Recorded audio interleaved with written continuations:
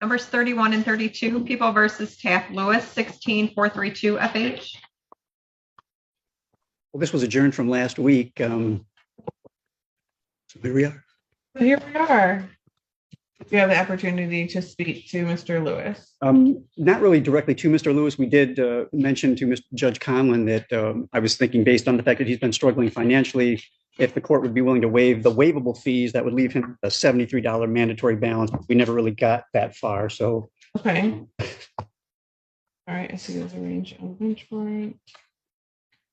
Said he'll owe 73. yes, that's correct. What's the amount of the waivable? He owes $2,045.80. Of that total, $73 is mandatory. Okay. And he's paid $125 so far. Mr. Attorney General, what do you have to say? Well, I guess I'm not entirely clear on the basis of the violation. I don't have. I'm not sure I've received documents regarding that. With respect to the underlying child support case, Mr. Lewis currently owes $21,415.70.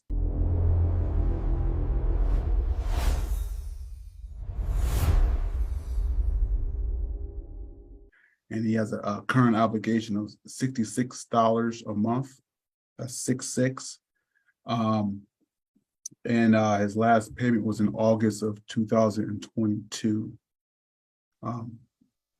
Further, I also am not sure if Mr. Lewis has any representation in this matter or not. No, I'll be representing myself. Oh, okay. I have PD written down here, but I did try to see him this morning, Your Honor, but he said he's representing himself.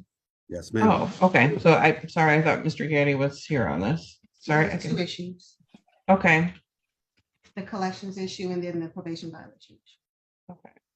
So as to the collection issue, I can waive the waivable amounts. And Mr. Petherbridge, if you submit an order for that, leave Will it do, Your Honor. balance at 73, you said? Yes, that's correct. Okay. And Mr. Lewis.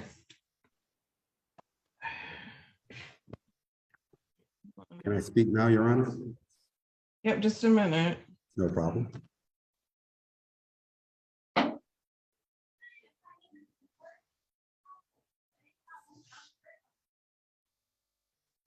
Okay. Mr. Lewis, pursuant to Court Rule 6005, you have the right to the assistance of an attorney. So I can read you this section here if you're interested in No, ma'am. representing yourself. Yes, I am, ma'am. You are interested in representing yourself. Yes, I've been Okay, hold representing on. myself since 2010, ma'am. Okay, well, so then you've probably heard this a time or two, but we're supposed to read it to you every single time you come to court. No problem. Okay, so hold on just one second.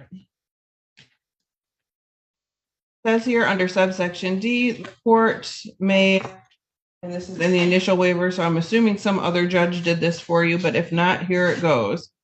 You are being advised that of the charge that you have in front of you, the violation of probation for which you have a VOP that is pending, alleges that you violated condition number 3 about making a truthful report to your probation officer monthly, as that they required, and that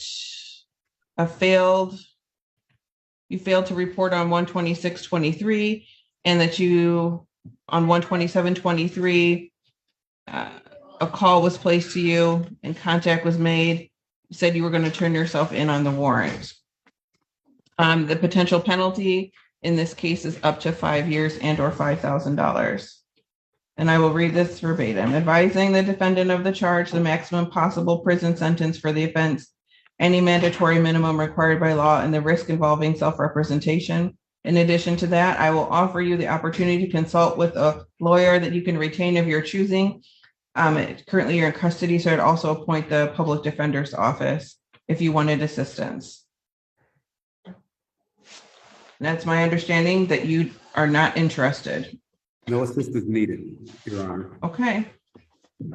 This is your choice. All right, so how are we proceeding with the violation of probation? Your Honor, I don't respect the reason I'm here today, but I will not disrespect your court because of others' egregious actions towards me. This is our first time meeting, and I plan on it being our last.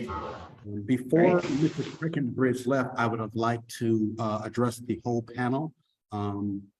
So that I had just a few questions for him to set precedent so that everyone's stance could be evident and clear and no misinterpretations. But I see Mr. Breckenbridge tucked tail and ran. Well, we're making a recording and he's still here. He just was out of the camera view. Great. Mr. Breckenbridge, can you please state your full name and title for the record? Scott, Mr. Lewis, this is not your hearing. I can't address the panel.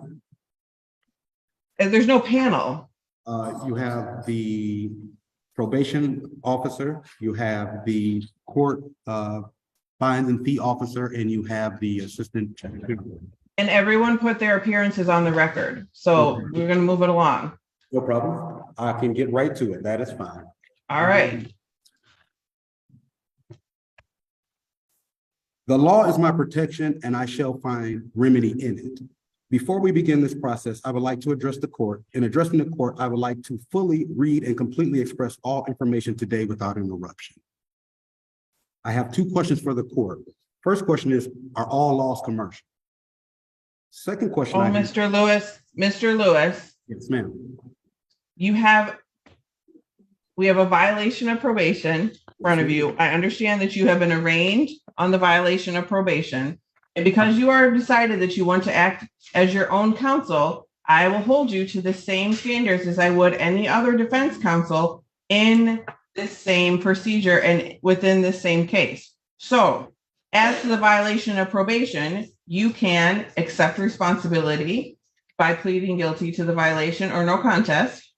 You can set this matter for a hearing in which we go forward, but this is not your hearing to run. Do you understand? Yes, ma'am. I just wanted to address the court and put on record some very variable value information. And by asking me questions is not putting information that you have on the record. Yes, ma'am. I won't ask any more questions. Can I finish my statement? I have no more questions. My question for you is, how are we proceeding with the hearing today? Are we proceeding with an acceptance, or are we proceeding that we need to set this matter for hearing? Ma'am, this is not even a hearing that we should be having. If I could finish my statement, you could see that unless the AG has certain information, this is totally in violation and I'm not able to express myself. Like I said, I have no more questions. I just would like to read the information I have, and then they can go which direction they want to after the information has been expressed, ma'am. Okay, tell me if you feel like the petition for your violation of probation is wanton in some regard. It is not wanted at all, Your Honor. I shouldn't be. It's not wanton? I shouldn't be. So you believe that it's accurate? No, I believe it's inaccurate. I believe me being on probation is inaccurate. Okay. Quickly, Mr. Taft Lewis. I can finish. Thank you. I am the de jure. I am not an imbecile in law. I do not surrender my inalienable rights for any civil liberties. I am a five-fifths realized being and not a three-fifths dressed got compromised imbecile in law. I'm here today for the non-payment of what is commonly known as child support. For the record, there's no such thing as child support. The real reason I'm here today is because you're trying to enforce a contract/agreement by forcing me or compelling me to be a surety for Mr. Lewis, are you telling me that you're a sovereign citizen and you do not believe that the orders of the court apply to you? No, ma'am, I'm not sovereign at all. I'm just speaking, I'm just expressing why. That's what you just said. I said I'm a five-fifths realized being, ma'am. Okay. That's not. So these are, I need you, if you can't answer my question, we're going to adjourn this until you can get a hearing, and I'm going to appoint standby counsel of the public defender. I don't want counsel, ma'am. I just want to finish. I understand that.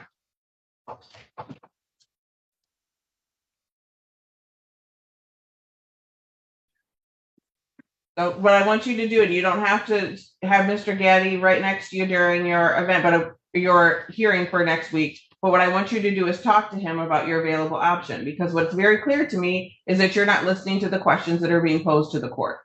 Right? I say, are we having a hearing or are you accepting responsibility? I need an answer to that before we can go forward. You making a statement having a isn't hearing. evidence. That's not evidence, Mr. Lewis.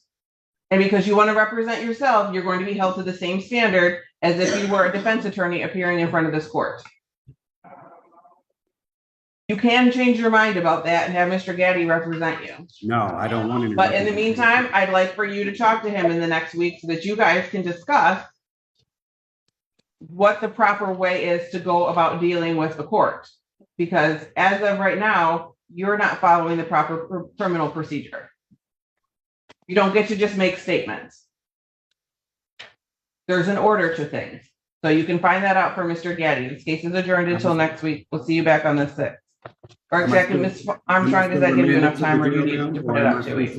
Be released. Oh, sorry, Mr. Attorney General, does that give you enough time to do a writ or do you need more time than that? Judge, our office will request 2 weeks, just to ensure we have time. We'll put it up 2 weeks. Am I being remanded to jail, ma'am, or am I free to be released and come back in? Because I came in on my own accords, ma'am. I have no problem with coming back. Whatever day. Like to make a bond motion, I'll hear that. Yes, I would. First, I'll put the recommendation from probation on the record. Thank you. The recommendation is for Mr. Lewis to serve 4 days in jail with 4 days credit. And to report to Agent Priest, to report to probation on March 2nd in the office. Your Honor, I'd also like to make note that I have a note here that indicates. Your Honor, may we approach? Yeah. I'm sorry, ladies and gentlemen, for those of you, we need to have a private conversation because we have Mr. Attorney General is not here in person. We have to clear the courtroom. Separate that prosecutors. Okay, Mr. Task Lewis, got additional information. You know, if you wanted to see me, there's a different way to do that. If you have a motion, or part of that is by working with an attorney who knows how to navigate the procedures of the court.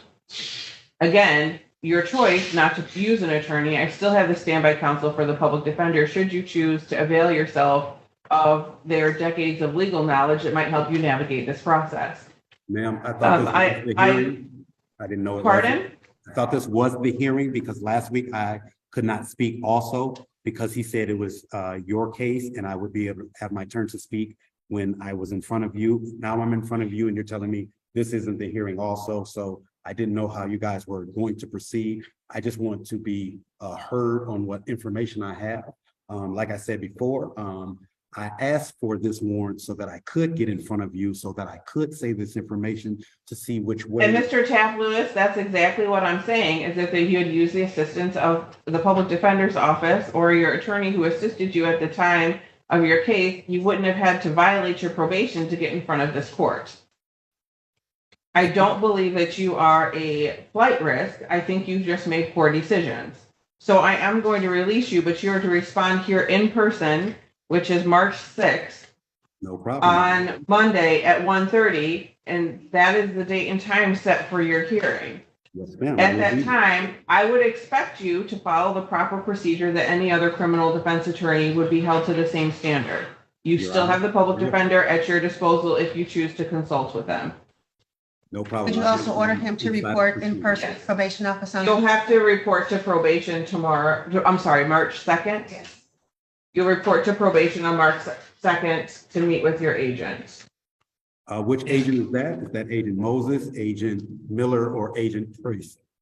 Agent Priest. No problem. Your Honor, if I might, if I could ask Mr. Lewis to contact my office and give us the, address and phone number. Did you hear that, Mr. Lewis? The public Yes, I defender is availing themselves to you.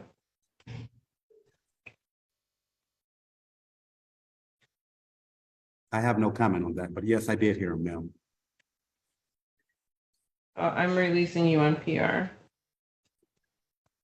Much appreciated, ma'am. Okay, we Is will that on see you all- back is here. that on all warrants? I had 3 warrants, one from the court fees and fines. I had one from FOC and one from the violation of probation. Is that all warrants? I'll be released on PR? Yes. And yes, Much appreciated, ma'am. I will see you March 6th at 9 see you a.m. then.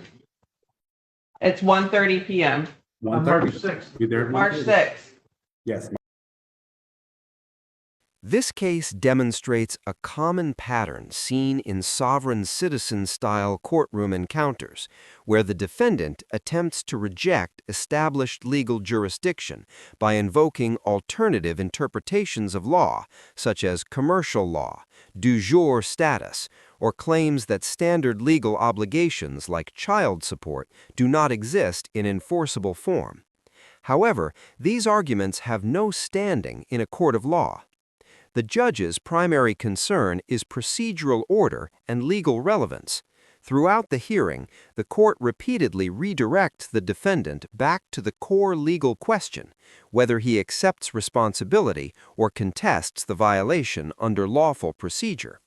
Instead of engaging within that framework, the defendant attempts to introduce unrelated legal theories and demands to control the structure of the hearing. The judge correctly emphasizes that courtroom statements are not evidence unless presented through proper legal channels, and that self-representation does not exempt a party from procedural rules. This reflects a fundamental principle of law. Jurisdiction is determined by statute and constitutional authority, not personal belief. Sovereign citizen arguments typically fail because courts operate under codified law, not individual interpretations of legality. Judges are required to maintain order, ensure due process, and apply consistent legal standards regardless of a defendant's beliefs. The key takeaway is simple. Courtroom outcomes are determined by evidence, procedure, and jurisdictional law, not internet theories or personal legal philosophies.